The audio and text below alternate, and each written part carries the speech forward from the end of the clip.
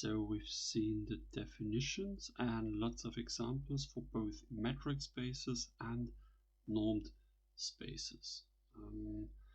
Question remains, what does one have to do with the other? So let's look at norms and metrics and how we can turn one into the other, or maybe vice versa. So just to summarize, I mean, when we say norm, so we mean the norm of one vector. We think of the length of that vector, right? So this is, if this is the vector x, then we would say the norm of x has something to do with the length of that vector, with the amount of data in that function, or something like this.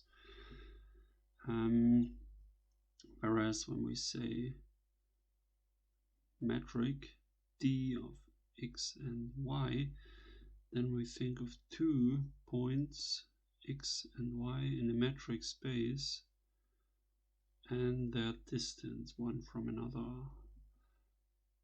how different they are or how far they are apart. Now suppose you have a normed space, so you have your vector space x with addition, multiplication by scalars, and the norm is a normed space. Put d of x comma y equal to, so define this as the norm of x minus y. So the idea is to say that if I have two vectors, I could take the difference, because in a vector space I have addition, I have alpha times, so x minus y is just x plus minus 1 times y. So x minus y is essentially just the vector pointing from y to x. And if we have a norm, we could measure the length of that vector and use that as a notion for distance between the vectors x and y. Question, is that a metric?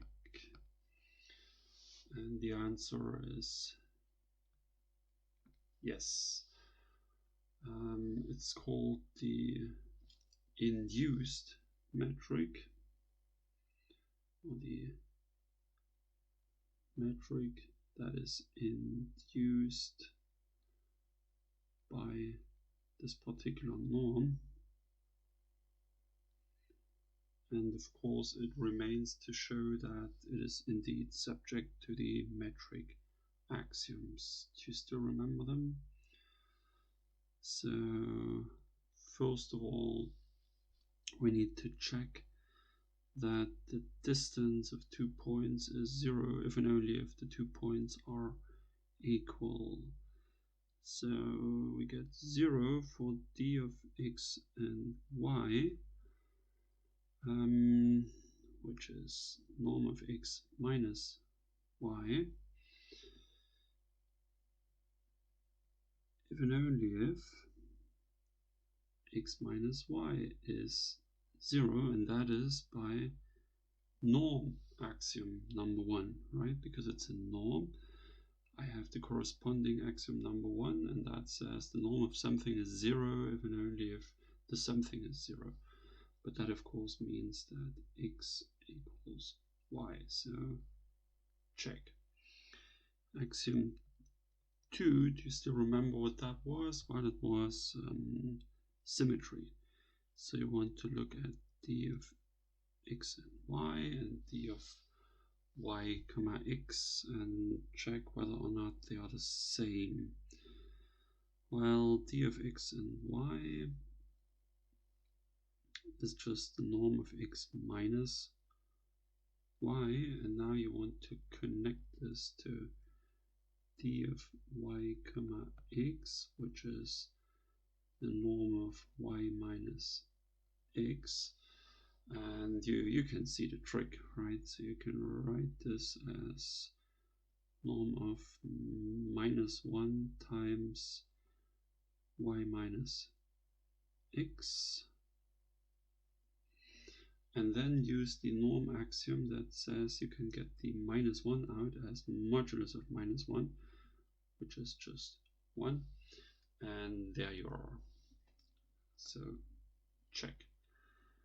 Property 3, triangle inequality. So we have to show that d of x comma y plus d of y comma z is greater than or equal to d of x comma z. So at some point we have to end up with dx comma z, and somewhere in between we are allowed to use this sign, right? Okay, let's try to do our best. So what is this? Well, this is norm of x minus y plus norm of y minus z, whereas this here is norm of x minus z. Now take a deep breath and try to understand how we get this together. Maybe it helps to call this difference x minus y a for a moment and y minus z b for a moment, and then you will realize that this is nothing but a plus b. If you don't believe it, you just rewrite it. Do not forget the norm bars here. So this is then x minus y plus y minus z. So indeed you have a plus b. Okay, and then by the triangle inequality for norms, you have this thing here, which is 3 of norms, and let's not forget, here we have 2 of norms. So indeed the 3 metric axioms follow one after the other from the 3 norm axioms. So indeed this expression always gives you a metric based on a norm, the so-called induced metric by that norm. Okay, that means whenever you have a norm, you automatically have a metric, and of course that brings with it all the other goodies like convergence, Cauchy sequences, completeness, closeness, and so on.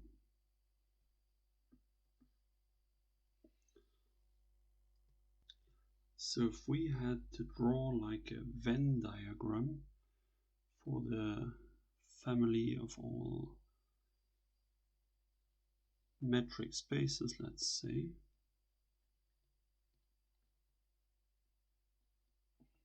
so each little point in this big set here is one metric space, then a set of all norm spaces would be a subset of this, because we have just learned, well, if you're a norm space, then you're a metric space, probably not the other way around. So normed spaces are in here. Should we start with norm spaces? So typical norm spaces that we saw are like R to the N with the P norms, or maybe LP with the P norms. Right, so this is the infinitely long vector version of R to the N, or maybe the function case capital LP with its P norms. Okay, we didn't equip the continuous function with a norm yet, but also that could be part of this. Metric spaces that are not normed spaces. So we are looking for examples out here. Do you know some? Well, we saw a couple of examples. One of them that comes to my mind is this Hamming distance thing. So we had this set with the Hamming distance.